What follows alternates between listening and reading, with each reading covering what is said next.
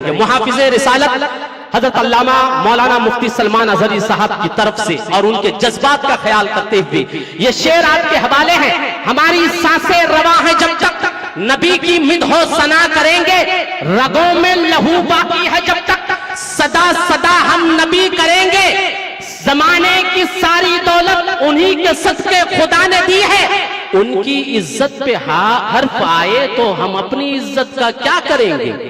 उन्हीं की इज्जत पे हर्फ आए तो अपनी इज्जत का क्या करेंगे। इस शेर के साथ मुहाफिज़ नामुस रिसालत को मैं आपके हवाले कर रहा हूं कि खतीबों के शुभकार हैं आप, जहाने खिताबत के मालिक व ताजदार हैं आप। आइए हजरत का इस्तकबाल नारे तकबीर और नारे रिसालत के पुरजोर आवाज से करें। नारे तकबीर।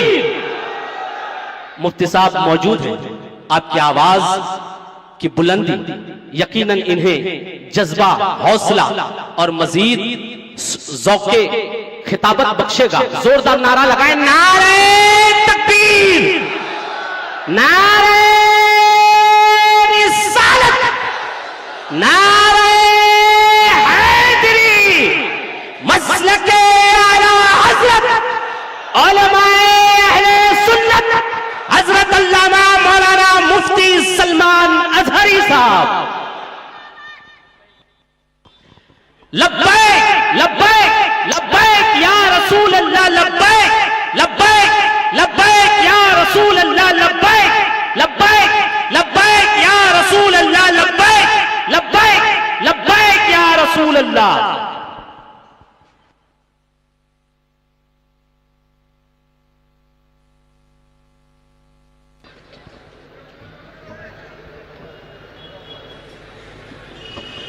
मिंबर नूर पर जलवाबार उलमाए ज़वील एहतराम, मशाइख सादात, असातीन मिल्लत, हाज़िरीन अहले सुन्नत व जमात, अस्सलामु अलैकुम व रहमतुल्लाहि व बरकातुहू। अल्हम्दुलिल्लाह अल्हम्दुलिल्लाहिल हन्नानिल मन्नान अल्लज़ी खलक़ल इंसान व अल्लमहुल बयान, वस्सलातु वस्सलामु अला रसूलिही सय्यिदिल इंसी वल जान व अला आलिही व अस्हाबिही ज़विल खैरि वल इहसान, अम्मा बअद। फ़अऊज़ु बिल्लाहि मिनश शैतानिर रजीम, बिस्मिल्लाहिर रहमानिर रहीम। क़ुल इन कुन्तुम तुहिब्बूनल्लाह फ़त्तबिऊनी युह्बिब्कुमुल्लाहु व यग़फ़िर लकुम ज़ुनूबकुम वल्लाहु गफ़ूरुर रहीम। सदक़ल्लाहु मौलाना अज़ीम। बारगाह रिसालत में आप सल्लल्लाहु अलैहि वसल्लम में एक बार दुरूद पाक का हदिया पेश करें। अल्लाहुम्मा सल्लि अला सय्यिदिना व मौलाना मुहम्मदिन मअदिनिल जूदि वल करम व आलिहि व अस्हाबिहिल किराम व इब्निहिल करीम व बारिक व सल्लिम सलातन दाइमतन सरमदन अबदा। अज़ीज़ान गिरामी वक़ार, ठीक एक साल होने को आ रहा है आपसे हम यहीं पर खिताब कर रहे थे। पिछले साल 28 जनवरी को आपके सामने हाजिर आया था, लेकिन रब तबारक व तआला ने साल होने के 10 दिन पहले दोबारा आपके सामने मुझे पेश फरमाया। मैं तो ये देख रहा हूं जहां से हम रुके थे वहीं आगे चल रहे हैं। जिनको रुकाना था वो तो रुक गए और जिसको चलना है वो चलता ही रहे। मेरे अजीजों, कुछ भी तो फर्क नहीं है, वही बज़्म है, वही धूम है, वही आशिकों का हुजूम है। हुजूर पाक सल्लल्लाहु तआला अलैहि वसल्लम की मोहब्बत में सरशार मजमे, सरशार जलसे सब वही है।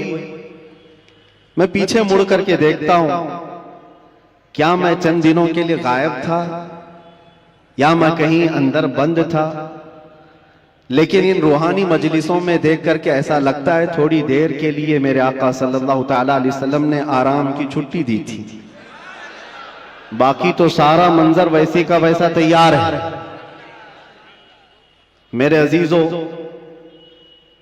आज पहली मर्तबा स्टेज के इस प्रोग्राम से मुंबई से फिर मैं आपके सामने खिताब कर रहा हूं। लेकिन सबसे पहले मैं ये वजाहत कर दूंगा, आपकी मोहब्बत में और हुजूर मोइनुल मशाइख के हुक्म पर मैं हाजिर आया हूं। वैसे जलसों में स्टेज पर जाना मैंने कम कर दिया है कुछ जरूरी मसरूफियात की वजह से, वरना हम जिस काम के लिए वक्फ हैं वो तो करते ही रहेंगे। कारी साहब बड़ी मोहब्बतों के साथ बुलाते हैं, लेकिन मुझे ऐसा लग रहा था कि वो डरे हुए भी हैं कि आपको यहां मुंबई की उस जगह पर हार्ट ऑफ सिटी, और फिर हमारे पीछे भी बहुत बड़ा तामझाम है जिस जगह स्टेज भी लगाए हैं। ये सब मामलात को देखकर हो सकता है उनके दिल में कोई बात हो, इसीलिए कारी साहब ने आने से पहले ये कहा भी था कि हजरत थोड़ा माँ बाप की खिदमत पर और एजुकेशन पर ही ज्यादा फोकस करके बयान कीजिए। और अगर डर की वजह से आप ये कह रहे हैं तो फिर मैं कहूंगा खुल करके कुछ देर की खामोशी है, हमें कोई रोक नहीं सकता। अगर दिल में खौफ है तो मेरी जान भी चली जाए, मैं कदम मुस्तफा से एक बाल बराबर भी हटने को तैयार। एजुकेशन की बात कर रहे हो, माँ बाप की खिदमत की बात कर रहे हो, हम कौन सी नाफरमानी की बात कराते हैं, लेकिन हमारा मसलक और हमारा मजहब और हमारा जिंदगी का दस्तूर ये है, उन्हें जाना उन्हें माना, न रखा गैर से काम, लिल्लाहिल हम्द मैं दुनिया से मुसलमान गया। डर और खौफ अपने दिल से निकाल। मेरे अजीजों, वो जुमले जो दूसरे हमसे छीन न सके, आप क्या छीन सकेंगे? आप तो अपने हैं, आप हुजूर पाक सल्लल्लाहु अलैहि वसल्लम की मोहब्बत में सरशार हैं। मैं एक बात जानता हूं, जो हुजूर का गुलाम होगा वो माँ बाप का खादिम भी होगा, वो जाहिल नहीं रह सकता, वो इल्म के मैदान में भी शहसवार होगा। और अगर हुजूर पाक सल्लल्लाहु ताला अलैहि वसल्लम की मोहब्बत दिल में पूरी नहीं आई है, हर बुराई आ सकती है, हर बुराई की जड़ है ये। अपने दिल को खाली रखा और दुनिया की मोहब्बत से भर कर रखा है, वरना जो उनकी बारगाह में झुक गया है, एक अरब ने आदमी का बोलबाला कर दिया, खाक के जर्रों को हमदोशे सुरैया कर दिया। क्या नजर थी जिसने खुद न थे जो राह पर औरों के हादी बन गए, क्या नजर थी जिसने मुर्दों को मसीहा कर दिया। उस नबी रहमत सल्लल्लाहु ताला अलैहि वसल्लम की निगाह नाज जिस पर पड़ी है, जमाना पहले हबशी कहता था, लेकिन अब चांद भी उस बिलाल पर रश्क किया करता है, जिसको फारस से आए हुए लोग देखते थे कि हिजरत करके आया हुआ बेघर है, लेकिन नबी पाक की गुलामी ने उन्हें सलमान फारसी बनाया। वो कौन है जिसको अल्लाह के रसूल सल्लल्लाहु ताला अलैहि वसल्लम की खिदमत ने फारूक आजम बनाया है, सिद्दीक अकबर बनाया है, हैदर कर्रार बनाया है, जुन्नूरैन बनाया है। ये सारी निस्बतें एक मुस्तफा करीम के दामन से वाबस्ता है, और उनसे फिरे जहां फिरा फिराई कमी वकार में। एक बात ये समझ करके चले, नुक्ता हमारी गुफ्तगू का एक ही है, एक ही है, इसलिए कि मैंने जिंदगी में देखा। आप जो कह रहे हैं यकीनन इस पर फोकस होना जरूरी है। हमारी कौम को जिहालत से निकालना, नशा से भी निकालना है, कौम की बच्चियों को बेपर्दगी से निकालना है, इल्म की तरफ भी बढ़ाना है। लेकिन सारी बीमारियों का इलाज क्या है? एक आदमी होता है, शुगर भी है, बीपी भी है, और एसिडिटी भी है, आंखों की कमजोरी भी है, माइग्रेन भी है, पता नहीं क्या क्या बीमारियां लेकर बैठा है। और इन सब बीमारियों के इलाज के लिए हर एक जगह एक स्पेशल डॉक्टर है, वो अपने अपने फन का माहिर है। हार्ट की बीमारी का एक अलग डॉक्टर, कार्डियोलॉजी, किडनी का अलग है, नेफ्रोलॉजी, सबके पास जाना पड़ेगा, इसका इलाज अलग करो, इसकी दवाइयां अलग करो। डॉक्टर इकबाल ने कहा था, मैंने अपने कौम की बीमारियां देखी, ये ज़वाल पजीर है, पीछे की तरफ जा रही है, लेकिन यूरोप को तरक्की करते देखा। मैं वहां की खाक छान करके आया कई सालों तक कि यूरोप बहुत तरक्की कर गया, और उम्मत मुस्लिमा, मेरी कौम जवाल पजीर क्यों है, इनके इलाज क्या है, इनके अंदर बीमारियां क्या क्या हैं। बेपर्दगी भी आ गई, जिहालत भी आ गई, नशा भी आ गया है, बदअखलाकी भी आ गई, झूठ भी आ गया है, खयानत भी आ गई, चोरी भी आ गई। ये सब बीमारियां आई हैं। इन बीमारियों के इलाज के लिए क्या करना है? डॉक्टर इकबाल कहता है मैंने सारी बीमारियों को भी देखा, इलाज के लिए अलग अलग दवा देना बहुत मुश्किल है, इसलिए कि जिंदगी शॉर्ट है, बीमारियां ज्यादा है और हमारे पास दवाओं के लिए ऐसे डॉक्टर भी मौजूद नहीं, हर बीमारी का अलग अलग इलाज करे। फिर डॉक्टर इकबाल कहता है इस उम्मत के दर्द और इसकी उम्मत की बीमारी का इलाज मुझे एक ही जगह मिला, एक ही नुक्ते में मिला, एक ही पुड़िया में पूरा इलाज मिला। पूछा वो इलाज क्या है? इकबाल कहता है कि मोहम्मद से वफा तूने, कि मोहम्मद से वफा तूने तो हम तेरे हैं, ये जहां चीज है क्या लौह कलम तेरे हैं। सुभान अल्लाह, नारे तकबीर, नारे रिसालत, सुभान अल्लाह सुभान अल्लाह। मेरे आका सल्लल्लाहु ताला अलैहि वसल्लम ने फरमाया आपका हुक्म सर आंखों पर, जिस बात को कहना है वो मैं कहूंगा जरूर, जिस चीज पर फोकस करना है वो कहेंगे जरूर, लेकिन मेरे लिए ज्यादा अजीम ये है कि आपने जो कहा है उससे ज्यादा मैं हुजूर ने क्या कहा वो देखता हूं। नबी पाक सल्लल्लाहु ताला अलैहि वसल्लम ने क्या फरमाया कि किस चीज पर बात करना चाहिए और अपनी औलाद को क्या सिखाना चाहिए, उस पर हम बात करते हैं। और रसूल करीम सल्लल्लाहु ताला अलैहि वसल्लम क्या फरमाते? नबी पाक सल्लल्लाहु अलैहि वसल्लम ने फरमाया अल्लिमू औलादकुम सलासा खिसालिन, अपने बच्चों को 3 आदतें सिखा दो, 3 आदतें सिखा दो। उसमें 3 आदतें क्या हैं? नबी पाक सल्लल्लाहु अलैहि वसल्लम फरमाते हैं नंबर 1 हुब्ब नबीयिकुम व हुब्ब अहली बैतिही व तिलावतल कुरआनिल करीम। 3 चीजें हुजूर फरमाते हैं सबसे पहली चीज अपने बच्चे को सिखाओ तो अपने नबी की मोहब्बत सिखाओ, सुभान अल्लाह, अपने रसूल से मोहब्बत। फिर दूसरी क्या है? हुजूर पाक फरमाते हैं नबी की आल से मोहब्बत करना सिखाओ, अहले बैत से मोहब्बत करना सिखाओ। तीसरी चीज क्या है? हुजूर फरमाते हैं फिर उसे कुरान पढ़ना सिखाओ।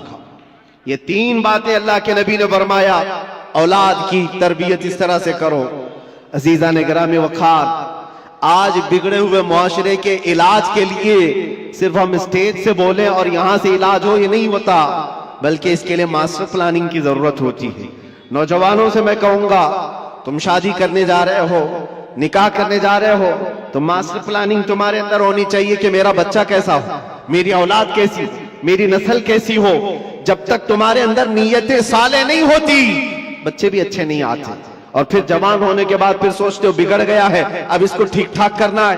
पौधा जब दरख्त बन जाता है तो फिर वो अपनी शक्ल नहीं ले पाता। पौधे को शक्ल देने के लिए जब वो कोंपल में है तभी से उसे शक्ल दिया कर। नारे तकबीर, नारे रिसालत, हुजूर मोइने मिल्लत, गुले गुलजार अशरफियत, अशरफी दूल्हा, अशरफी दूल्हा, हुजूर मोइने मिल्लत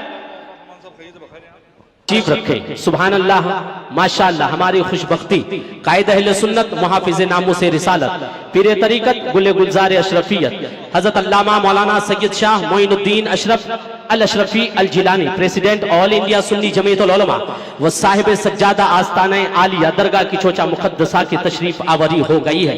वाकई ये बागे जहरा के कली लगते हैं। हजरात, हुजूर मोइनुल मशाइख की मोहब्बत में ये शेर समात करें कि बागे जहरा के ये कली लगते हैं, वालिद हैं इनके वली, ये भी वली लगते हैं। इन्हें शिजरा दिखाने की जरूरत नहीं, ये चेहरे से फर्जंदे अली लगते हैं। आले नबी औलाद अली, जानशीन हुजूर, शहीद राह मदीना, साहिब सज्जादा आस्ताने दरगाह की चोचा मुकद्दसा की तशरीफ आवरी हो गई है। हजरत की जियारत करें और मुफ्ती साहब का बयान सुनें। दुरूद पाक पढ़ें। अल्लाहुम्मा सल्लि अला सय्यिदिना मुहम्मद व आलिहि व अस्हाबिहि व बारिक वसल्लिम सलातन दाइमतन सरमदन अबदा। मैं अर्ज ये कर रहा था और बराबर जो बात चल रही है उसी दरमियान शहजादे बतूल गुले गुलजार हाशमियत यहां पर जलवाबार हुए। अल्लाह के नबी सल्लल्लाहु ताला अलैहि वसल्लम की 3 बातें हुजूर ने फरमाया अल्लिमू औलादकुम सलासा खिसालिन, 3 आदतें अपने बच्चों को सिखाओ। सबसे पहली चीज हुब्ब नबीयिकुम, अपने नबी की मोहब्बत। दूसरे हुजूर फरमाते हुब्ब अहली बैतिही, रसूल के घर वालों से मोहब्बत सिखाओ, व तिलावत अल कुरानिल करीम। तीसरे नंबर पर कुरान पाक की तिलावत सिखाओ। जिन बच्चों को ये तीन चीजें दी गई हैं मेरे अजीजों, फिर वो जवानी में कायदे उम्मत बनकर निकलते हैं, मुस्लिह उम्मत बनकर निकलते हैं। और बड़े होने के बाद आप सोचते हो अब इसको क्या सिखाऊं। एक बात मैं आपको बताऊं, बचपन में आपने अल्लाह और उसके रसूल की मोहब्बत औलाद में डाली हो तो बदले में मिलता है कि जब ये जवान होता है और आप बूढ़े होते हैं, अल्लाह तुम्हारी मोहब्बत उसके दिल में डालता है, तुम्हारी मोहब्बत बदले में डाली जाती है। बूढ़ा होने के बाद जो ये चाहता है कि जवान बेटा मेरी खिदमत करे, तूने बचपन में अगर अल्लाह उसके रसूल के हवाले किया होता, आज अल्लाह तबारक व तआला उसके दिल में तेरी मोहब्बत डाल देता, बदले में मिलता है। वरना बुढ़ापे में तुम तमन्ना करते रह जाओगे। ये वो औलाद जिनको तुमने दुनिया ही दी, दुनिया ही दी। बच्चा जब बढ़ रहा था, जवान हो रहा था, बाप तो इतना उसकी तरबियत पर उतावला है, जो मांगा लाकर हाजिर कर दिया, जो खिलौना बच्चे ने हाथ रख दिया लाकर रख दिया। तुम ये समझते हो मेरे बच्चे की हर ख्वाहिश में पूरी कर रहा हूं, मेरा बच्चा तो मेरा है। तुम्हारे खून पसीने की कमाई की हर चीज तुमने बच्चे के सामने हाजिर कर दी। उन जवान लड़कियों को भी मैंने देखा, 18 साल 20 साल बाप तरबियत करता है, 6 महीने किसी लड़के से दोस्ती हो गई, वो माँ बाप को ठुकरा कर चली गई। क्यों ऐसे हालात पेश आए? माँ बाप की अहमियत इन औलाद की नजर क्यों नहीं आ पाती? वजह सिर्फ यह है, बचपन में जो तुम्हें उन्हें देना था वो नहीं दिया, दुनिया खूब लाकर दे दी।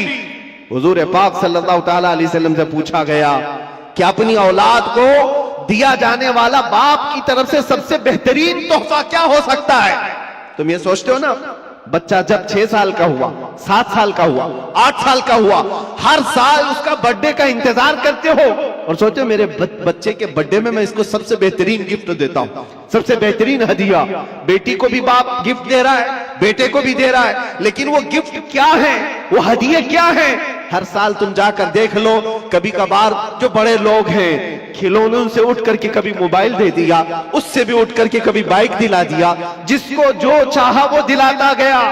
लेकिन मेरे अजीजों, हुजूर पाक सल्लल्लाहु तआला अलैहि वसल्लम की हदीसों की रोशनी में अगर कहूं तो फरमाते हैं अपने बच्चे को दिया जाने वाला सबसे बेहतरीन तोहफा बाप की तरफ से वो अपने नबी की मोहब्बत है। ये सबसे बेहतरीन तोहफा है। अच्छे अखलाक और किरदार तोहफे में दिया है तो उसने पूरी दुनिया भी दे दी और आखिरत भी दे दिया है। बेशक, सुभान अल्लाह। ये चीज छोड़ करके सारी दुकान लाकर रख दो। हमें पता है हमारे बच्चों को खिलौने लेते तो 2 दिन में पुराने होते, फिर तीसरे दिन वो खेलते भी नहीं। जितने भी अच्छे खिलौने लाकर उनके पास रखो, 4 दिन के, 5 दिन के, 8 दिन के हैं, उससे ज्यादा क्या खेलें, साल भर खेलेंगे, टूट जाएंगे। लेकिन उनके दिलों में इश्क़ रसूल जो दिया गया है वो यहां नहीं बल्कि कब्र में भी और हश्र में भी वो तोहफा काम आएगा। सुभान अल्लाह, वो काम आएगा। और अगर ये चीज छोड़कर तुम कुछ भी दे दो वो तुम्हारे भी काम नहीं आएगा। अजीजा ने गिरामी औक़ात, मैंने बहुत सारे घरों के ये मामलात महसूस किए। वो जवान बच्चियां क्यों अपने माँ बाप को ठुकरा रही हैं? वो जवान लड़के क्यों अपने माँ बाप को गैर अहम समझते हैं? 4 दिन की दोस्ती करके दोस्त को अहमियत देने लग जाता है लड़का। ये कहता है ये मेरा दुख सुख का साथी है। तेरा बाप क्या था फिर? तेरी माँ क्या थी जो 9 महीने दर्द संभाल करके तुझे उठाकर चलती रही? कुरान कहता है जिस माँ के बारे में कि वो वदाअतहु कुरहा, वो तुम्हें ऐसी तकलीफ में जन्म दी है। पता है हकीमों ने कहा है मौत के वक्त 40 हड्डियों से रूह निकल जाती है तब आदमी मरता है, लेकिन बच्चे की विलादत के वक्त माँ की 39 हड्डियों से रूह निकल चुकी होती है। वो इस कदर दर्द दे करके बच्चे को जन्म देती है। 9 महीने वो बोझ उठाकर चलती है और उस माँ को ठुकरा करके चला जाए बंदा और उसकी अहमियत नहीं समझे। और माँ अगर रात को पुकारे कि बेटा कहाँ इतनी देर से क्यों नहीं आया, तो इसको बुरा लगने लग जाता है। ये क्या जिग जिग चलती रहती है माँ बाप की। बाप के सामने बैठने को ये तैयार नहीं। और वो लड़के जो इसके कुछ नहीं लगते, बस अय्याशी की तरफ बुलाते, उनके साथ पूरी रात गप्पे लगाए। माँ बाप क्यों अच्छे नहीं लगते? माँ बाप के साथ वक्त क्यों खराब लगने लगता है? इस सब का कारण एक है, कसूर इन बच्चों का नहीं है, उनके माँ बाप का है जो तरबियत में कमी किया। क़यामत के दिन जानते हो ये बच्चे अपने माँ बाप के खिलाफ मुकदमा करेंगे। अल्लाह ताला से ये कहेंगे कि मौला हमारे माँ बाप को दिखाओ कहाँ है। पूछा जाएगा क्यों? कहा हम अपने पैरों से उन्हें रौंदना चाहते हैं, हम अपने पैरों से उन्हें रौंदना चाहते हैं। पूछा गया क्यों? कहा आज हम जहन्नम में जा रहे हैं तो इसकी वजह हमारे माँ बाप है। उन्होंने हमारी तरबियत नहीं की, हमें खौफ खुदा नहीं दिखाया, हमें हुब्बे रसूल नहीं सिखाया। तुम खिलौने दिला करके उनको घर प्रॉपर्टी दे करके तब भी फंसे जाओगे, वहां पर फंस जाओगे। बच्चे हो तो कैसे हो? मैं एक बात बताता हूं मेरे अजीज, नजमुद्दीन इराक का एक गवर्नर है, गवर्नर पूरे इलाके का गवर्नर है। शादी नहीं किया, 30 साल से भी ज्यादा की उम्र हो गई, और बड़े बड़े रिश्ते आते थे, बादशाहों के बेटियों के रिश्ते, वजीरुल मलिक की बेटी का रिश्ता, सब ठुकराता रहता है, मुझे नहीं चाहिए। उम्र निकलती जा रही है। भाई था, भाई आकर के कहता है भाई साहब कोई तो लड़की पसंद कर लो, निकाह कर लो। कहा नहीं मेरे लायक दिखती ही नहीं है। कहा कैसी चाहिए तुमको? सल्जूक खानदान की बेटी, वजीरुल मलिक की बेटी, इतने आला खानदान की लड़कियां तो तुझे बता रहा हूं। कहा नहीं मुझे मेरे लायक की मिलती नहीं। कहा कैसी चाहिए, तुम्हारा क्राइटेरिया क्या है, रिक्वायरमेंट क्या है? नजमुद्दीन ने कहा मैं चाहता हूं मुझे ऐसी बीवी मिले जो मेरा हाथ पकड़कर जन्नत में ले जाए। सुभान अल्लाह। दूसरी चीज मेरा क्राइटेरिया ये है, ऐसी बीवी मिले मुझे जो मुझे दुनिया से बेजार करे और अल्लाह की तरफ ले जाए। तीसरी चीज मुझे ऐसी चाहिए कि उससे पैदा होने वाला बेटा ऐसा हो जो बैतुल मुकद्दस को आजाद कराए। सुभान अल्लाह, सुभान। किबला अव्वल मुसलमानों का उस वक्त यहूद और नसारा के जालिम हाथों में था।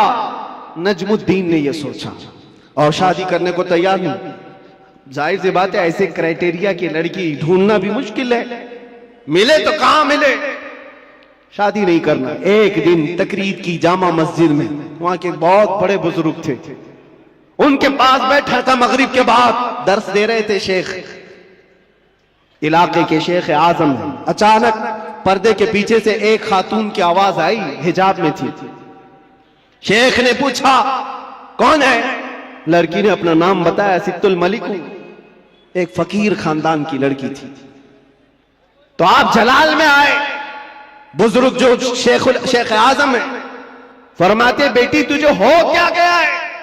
मैंने आज इतना बड़ा रिश्ता भेजा था, तूने ठुकराया।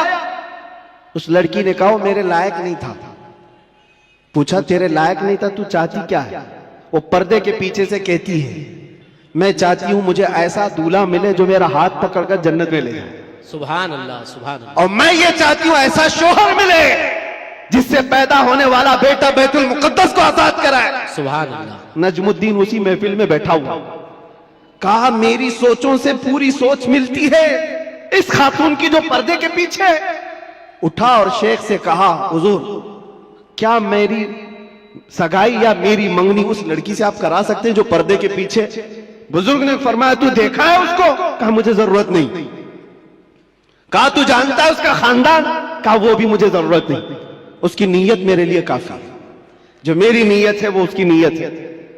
शेख ने फरमाया नजमुद्दीन तू इलाके का गवर्नर है और वो इस मोहल्ले के सबसे फकीर खानदान की लड़की है, कहां मैचिंग होगी?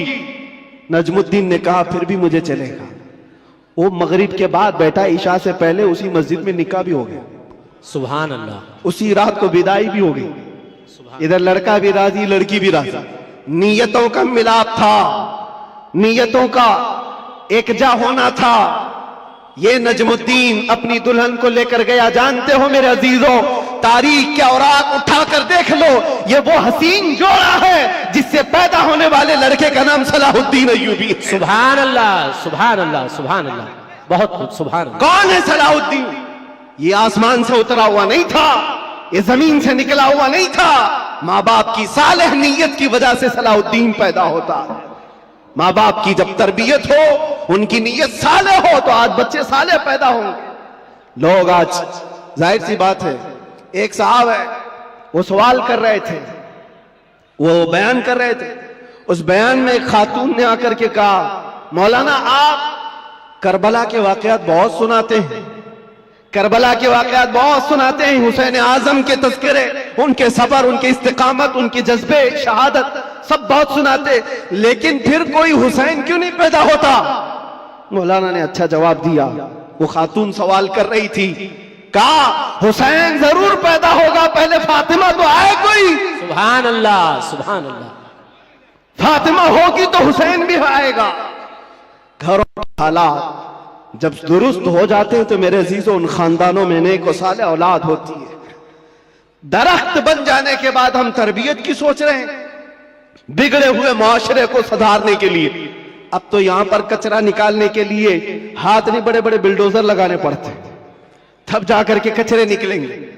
लेकिन जो नौजवान है, मैं उनसे गुजारिश करूंगा, नीयत कर लो, साले नीयत अल्लाह की बारगाह में कि मौला मुझे तहसीन फर्ज अता फरमा, मेरी शर्मगाह की हिफाजत अता फरमा, मुझे वो नेक खातून दे जो मुझे दुनिया से हटाकर जन्नत की तरफ ले जाए, मुझे दुनिया की मोहब्बत से निकाल कर अल्लाह उसके रसूल की मोहब्बत डाले।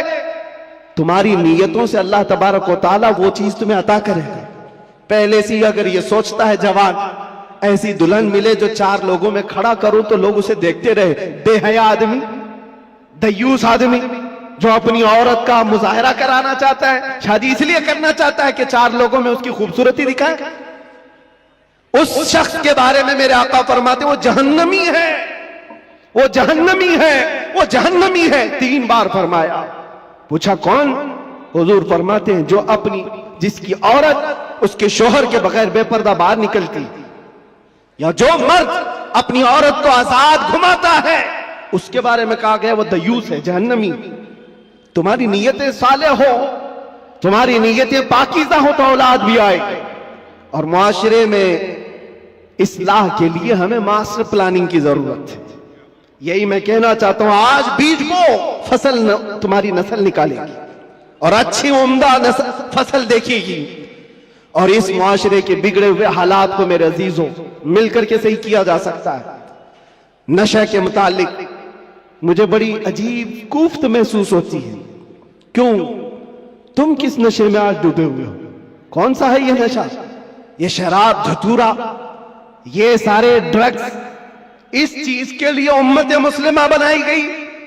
कुरान में तो अल्लाह फरमाता है कुंतुम खैर उम्मतिन उखरिजत लिन्नास, तुम सबसे बेहतरीन उम्मत हो जो इंसानों में निकाले गए हो। इंसानों में अल्लाह ने तुमको सबसे बेहतरीन उम्मत बनाया। बेहतरीन उम्मत के ये काम कहां से हो सकते हैं?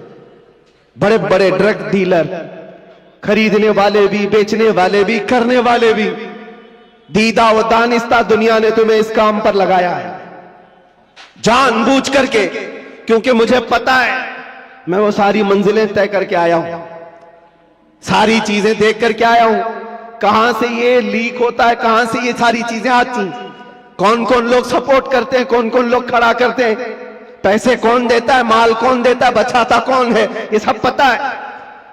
यहां खुल करके मैं इस चीज पर नहीं इज़हार करना चाहता। जेलों के अंदर मैंने देखा है पूरी की पूरी जमात है, ये सारे के सारे जो रॉकेट चलते हैं अंदर से भी चलते हैं। हैरत की बात है, एक छोटी सी पिन नहीं आ सकती थी वहां पर, लेकिन नशा आ जाता है। कौन लाता है, कैसे आता है? अब इसकी तो हर एक को अंदाजा होना चाहिए। जब शहर का मुंसिफ ही चोर हो, जब हाकिम ही गद्दार हो, तो फिर ये हम उम्मीद नहीं कर सकते कि वहां पर अच्छी फसल निकलेगी। शेख सादी ने सही चीज है लज्जत आशनाई। सुभान अल्लाह, सुभान, नारे चीज है, नारे रिसालत। वो आंखों से मेरे मुस्तफा ने वो पिलाया था जिसके बाद दुनिया की शराब हेच हो गई थी।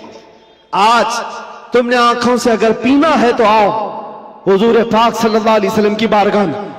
आज सिर्फ पर्दे लगाए गए हैं, वो कायनात का दूल्हा आज भी अपनी शान के साथ आराम कर रहा है। हम तो माइल बकरम है, कोई साइल ही नहीं। वहां से आवाज आती है, वो आज भी अपने जलवे दिखा रहे हैं, आज भी अपने गुलामों के घर जा रहे हैं। नहीं तो यूं ही सुन्नी पुकार कर नहीं कहता सुना है आप हर आशिक के घर तशरीफ लाते हैं। सुभान अल्लाह। बल्कि हम तो ये कहेंगे देखा है आप हर आशिक के घर तशरीफ लाते हैं। बेशक, सुभान अल्लाह, सुभान अल्लाह। सुना है, क्या बात है, देखा है आप हर आशिक के घर तशरीफ लाते हैं। या रसूल अल्लाह मेरे घर में भी हो जाए चरागा, या रसूल अल्लाह कुछ ऐसा कर दो मेरे किरदगार आंखों में हमेशा नक्श रहे रूए यार आंखों में। तलब करो मेरे अजीजों, क्यों नहीं मिलता? अगर रब्बे जुल जलाल की बारगाह में तड़प करके मांगा होता कुछ ऐसा कर दे मेरे किरदगार आंखों में हमेशा नक्श रहे रूए यार आंखों में। उन्हें न देखा तो किस काम की है ये आंखें कि देखने की है सारी बहार आंखों में। हमने देखा है मेरे अजीजों अपनी जिंदगी में जब हमारा दिल ज्यादा टूट जाता है आमिना कलाल संभालने के लिए तशरीफ लाता। सुभान अल्लाह, सुभान अल्लाह। और फिर अंदाजा होता है सहाबा ने अपनी तमाम तर वो सारी आदतों को कैसे खत्म किया था। वो एक दीदार रसूल से, वो एक जियारत मुस्तफा से सब कुछ तोड़ दिया था, सब कुछ छोड़ दिया था। आज वो एक मोहब्बत तुम्हारे दिल में घर कर जाए, मैं कहता हूं हजारों तकरीरों की जरूरत नहीं, तुम्हारे इलाज मुआलजे के लिए डॉक्टरों की जरूरत नहीं। वो एक इश्क मुस्तफा तुम्हें आसमानों की बुलंदी तक पहुंचा सकता है। बेशक, उठाकर तुम्हें कहां से कहां ले जाएगा तुम्हें अंदाजा भी नहीं। इसलिए कि मेरे अजीजों हम लायानी चीजों में मसरूफ हैं। जो चीज तुम्हारे लिए नहीं बनी या तुम उसके लिए नहीं बने अपनी पूरी जिंदगी उस पर लगाए हुए हो। और जिस चीज के लिए अल्लाह ने तुम्हें बनाया और जो चीज तुम्हारे लिए बनाया उससे आंखें मूंद कर बैठे हो। इसके लिए आला हज़रत फरमाते हैं शहद दिखाए जहर पिलाए, कातिल डाइन शोहर कुश। ये दुनिया के बारे में ये शहद दिखाती और जहर पिलाती। होता यही है जितनी हसीन चीजें यहां दिख रही हैं देखने में तो शहद है और हकीकत में जहर है। जो पी लेता है वो तड़प तड़प के मरता है। कातिल है ये दुनिया, डायन है। डायन किसको कहते हैं? जो अपने शोहर को मार डालती, जो शोहर बदलती है।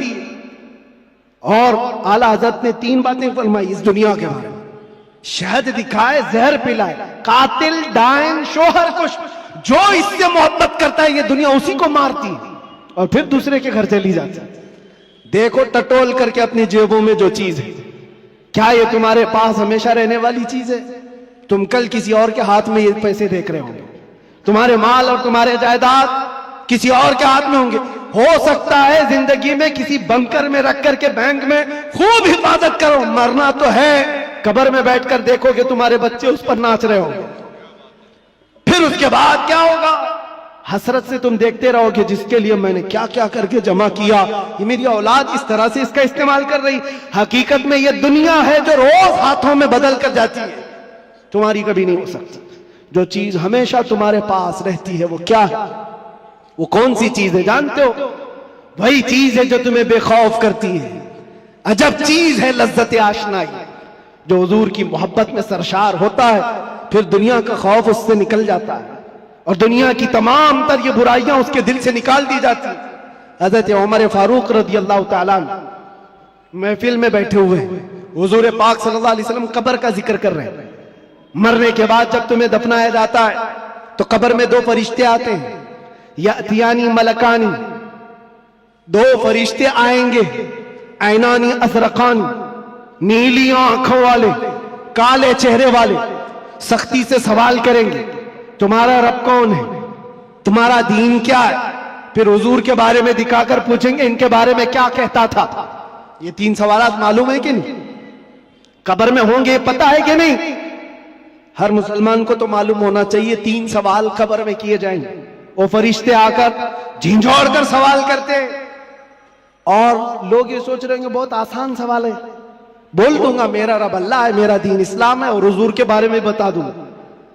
यहां पर कब्र के जवाबात देने के लिए कुछ लोगों को सालों बीत जाते हैं। क्यों? मरने के बाद मेमोरी लॉस जो दुनिया में था वो सब भुला दिया गया है, वहां जाने के बाद खत्म हो गया है। अब उसको ही बात याद आ सकती है जिसको अल्लाह याद दिलाए। जो दुनिया में अल्लाह और रसूल को याद नहीं करता था वहां क्या याद कर पाएगा? अब सुनो, हज़रत उमर फरमाते हैं हुजूर पाक सल्लल्लाहु ताला अलैहि वसल्लम ने पूछा, ऐ उमर, तवज्जो चाहूंगा, ऐ उमर, तेरी कब्र में ये दो फरिश्ते आएंगे, सवालात करेंगे तो क्या जवाब देगा? क्या जवाब दोगे? अब हजरत उमर की बारी थी। कब्र में पूछे जाने वालों का जवाब क्या दिया जाएगा? हजरत उमर ने कहा, या रसूल अल्लाह सल्लल्लाहु अलैहि वसल्लम, पहले आप मुझे ये बात बता दें, वो फरिश्ते जो 3 सवालात करने वाले, उनका जवाब मैं क्या दूंगा, वो बात की बात। पहले आप मुझे ये बताएं, आज जो मैं आपसे मोहब्बत करता हूं, मरने के बाद कब्र में ये मोहब्बत रहेगी कि नहीं रहेगी? अल्लाह के नबी ने फरमाया, ऐ उमर, दुनिया वालों की मोहब्बत खत्म हो जाएगी और मुझसे जो मोहब्बत करता है वो कब्र में, हश्र में भी बाकी रहेगी। अब हजरत उमर झूमने लगते, कहते, या रसूल अल्लाह, अगर ये मोहब्बत बाकी रहेगी तो ये मामला मेरे ऊपर छोड़ दीजिए, मुनकर नकीर को मैं खुद देख लूंगा। सुभान अल्लाह, सुभान अल्लाह। आप हैं तो फिर किस बात की फिक्र? इसी को कहा इकबाल ने, दो आलम से करती है बेगाना दिल को, अजब चीज है लज्जत आशनाई, जिसके पास ये हुब्बे रसूल हो, इश्क़े मुस्तफा हो, फिर उसके लिए दुनिया हेच है, कमतर है, उसका यकीन बढ़ जाता है, उसका तवक्कुल बढ़ जाता है। इसलिए ऐ नौजवानों, आज मैंने महसूस किया है हमारे पास जमा करने की कोई चीज नहीं रही। जो जमा करना चाहते हैं वो हाथ से निकल की चली जाती है, लेकिन जितने लोगों को जमा करना चाहा वो भी टूटते रह जाते हैं। दुनिया में आप जिंदगी गुजार करके देख लेना, ये दुनिया को समेटते समेटते रह जाओगे, कभी पूरे हाथ में नहीं आती। ये बिखरे हुए दानों की तरह कि वो तस्बीह के टूटे हुए दाने जिसको कोई समेटता रहता है, इधर का समेटा उधर निकल गया, उधर का समेटा इधर निकल गया। दुनिया पूरी जिंदगी भर तुम्हारे साथ यही तमाशा करती रह जाएगी। इसीलिए आला हज़रत की वो बात याद कर लो। आला हज़रत ने कहा, सारी दुनिया को समेटते समेटते कोई आता ही नहीं, इसको राजी किया वो नाराज हुआ, उसको राजी किया ये नाराज हुआ। क्यों सबकी रजा की कोशिश करते रहते हो? एक को राजी करो जिससे खालिक भी राजी हो जाए, एक को राजी करो। और सहाबा ये पॉइंट जानते थे, इसलिए उन्होंने सारी चीजें छोड़ दी, मुस्तफा को राजी करना शुरू किया। अगर नबी राजी है तो पूरी कायनात राजी। अल्लाह तबारक व तआला सबके दिलों में तुम्हारी मोहब्बत खुद डालेगा। और अल्लामा बदरुद्दीन ऐनी फरमाते हैं, हुजूर से मोहब्बत करने वाला अगर वो 70 पर्दों के अंदर भी छुपा रहे, अल्लाह उसकी मोहब्बत इंसानों के दिलों में डालता है। सुभान अल्लाह, सुभान। तुम्हें प्रचार करने की जरूरत नहीं, पोस्टर लगाने की जरूरत नहीं, दिल में हुब्बे रसूल बसा करके देखो, जहां से गुजरोगे वो जंगल मंगल बनता ही रहे हर जगह। मेरे अजीजों, में तो बहुत कमतर आदमी, मैं एक छोटा आदमी, लेकिन मुझसे जो निस्बत जुड़ी हुई है वो नाम मुस्तफा की। दुनिया मुझे जो पहचानती है मेरे बाप के नाम से नहीं, मुस्तफा के कदमों के नाम से। और इसीलिए मैं फख्र से कहता हूं, या रसूल अल्लाह, मेरी बात बन गई है तेरी बात करते करते, मेरी बात बन गई है तेरी बात करते करते। हमने देखा है उनकी जो बात करता है हर दिल पे राज करता है। 100 साल गुजर जाने के बाद भी हमारी महफिलों से आला हजरत का नाम जाता नहीं। वजह क्या है? वो फलसफी थे, वो साइंसदान थे, बड़े परहेजगार थे, मंतिकी थे, आलिम थे, फकीह थे। इस सब की वजह से नहीं, वो हमारे दिलों पर राज करते हैं। तो इसलिए कि सीना कूट कूट कर भरा हुआ था इश्क रसूल, सुभान अल्लाह, मोहब्बत मुस्तफा से भरा हुआ था। इसलिए दुनिया आज भी सरों पर रखती है, आंखों पर रखती है। और हमने देखा है 700 साल भी गुजर जाए, 800 साल भी गुजर जाए, हमारे मजमे का बच्चा बच्चा जानता है, मौला या सल्ली व सल्लिम दाइमन अबदा अला हबीबिका खैरिल खल्क़ि कुल्लिहिम। कसीदा बुर्दा शरीफ, इसके अशार अरबी में है, समझ में नहीं आते लेकिन फिर भी झूम जाते हो। किसने पढ़ा था ये भी नहीं मालूम, लेकिन 700 साल पहले एक ऐसा आशिक रसूल था जिसको लकवे की बीमारी हो गई थी, फालिज हो गया था, पैरालाइज हो गया था, बिस्तर पर लेटा। सारे हकीमों ने कह दिया इलाज नहीं होगा, हाथ और पैर उठाए नहीं जा रहे थे, और आजिज और मजबूर होकर अपने बिस्तर पर लेट करके ये पुकारा था, मौला यसल्ली वसल्लिम दाइमन अबदा अला हबीबिका खैरिल खल्क़ि कुल्लिहिम अमिन तदक्कुरि जीरानिन बिदी सलमी मज़ज्त दमअन जरा मिन मुक़लतिन बिदमी अम हब्बतिर रिअ मिन तिलक़ाइ काज़िमतिन औ औमदल बर्क़ु फ़ि ज़ुलमाइ मिन इज़मी फमा लिअयनैका इन क़ुल्त फ़हमता वमा लिक़ल्बिका इन क़ुल्त तस्तफ़िक़ यहीमी मुहम्मदुन सय्यिदुल कौनैनि वस्सक़लैनि वल फ़रीक़ैनि मिन अरबिन व मिन अजमी नबियुनल आमिरुन नाही फला अहदुन अबर फ़ी क़ौलि ला मिन्हु वला नअमी या अक्रमल ख़ल्क़ि माली मन अलूज़ु बिही सिवाका इंद हुलूलिल हादिसिल अममी वलन यदीक़ रसूलल्लाहि जाहु कभी इज़ल करीम तजल्ला बिस्मि मुंतक़िमी फ़इन्न मिन जूदिका दुनिया व ज़र्रतहा व मिन उलूमिका इल्मल लौहि वल क़लमी या नफ्सु ला तक़नती मिन ज़ल्लतिन अदुमत इन्नल कबाइर फ़िल ग़ुफ़रानि कल्लममी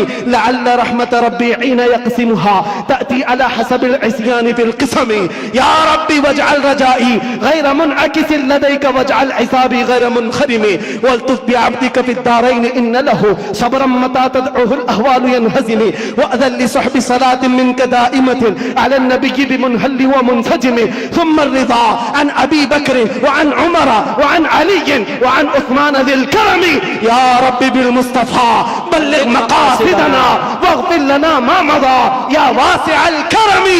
170 अशार हैं, पढ़ूं तो सुबह हो जाएगी, लेकिन आशिक़ रसूल ने पुकारा था, सुबह हुई नहीं, आमिना का लाल ख्वाब में तशरीफ ले आया। सुभान अल्लाह। नारे तकबीर, नारे रिसालत, नारे हैदरी, लब्बैक लब्बैक लब्बैक या रसूल अल्लाह, लब्बैक लब्बैक लब्बैक या रसूल अल्लाह, लब्बैक लब्बैक लब्बैक या रसूल अल्लाह। अज़ीज़ान गिरामी वक़ार, उस आशिक़ रसूल की बात इसीलिए पढ़ता हूँ कि पढ़े हुए 700 साल गुजर गए, अशार में आज भी असर है, आज भी असर है। हमने भी पुकारा है, हमने भी देखा है मनाजिर, हमने भी वो जलवे देखे, लेकिन उस बूसीरी का कसीदा अल्लाह ने हर जगह मशहूर आम कर रखा, इसलिए कि जो नबी की बात करता है वो क़यामत तक दिलों पर राज करता। सुभान अल्लाह। बाकी तुम कुछ भी जमा कर लो, जो भी ओहदे मनसब, अरे कल गुजर जाने दो, प्राइम मिनिस्टर भी बन जाओ, चीफ मिनिस्टर भी बन जाओ, जहां कुर्सी हटी पेपर के टुकड़े में भी तुम्हारा नाम नहीं आएगा। दुनिया बना देती है कहां से कहां। वो 80 साल के 90 साल के बूढ़े जिनको हुकूमत ने साइड लगा कर रखा है, किसी मजलिस में बुलाते भी नहीं। एक जमाने में वो दबंग कहलाते थे, पूरी दुनिया को भड़काते थे। आज तो मौत की तमन्ना करते रहते हैं, न मौत आती है न कोई मिलने आता है। ये हालत क्यों हो गई? दुनिया जमा किया, तख्त जमा किया, ताज जमा किया, लेकिन मुस्तफा के कदमों में जो वाबस्ता हुआ है, हमने देखा है यहां हुजूर की गुलामी का हाल यह है, जो जितना बूढ़ा होता है उतनी इज्जत बढ़ती चली जाती है। बेशक। नारे तकबीर, नारे रिसालत, मसलके आला हजरत हुजूर मोइने मिल्लत, अशरफी दूल्हा, मुहाफिज़े नामूसे रिसालत।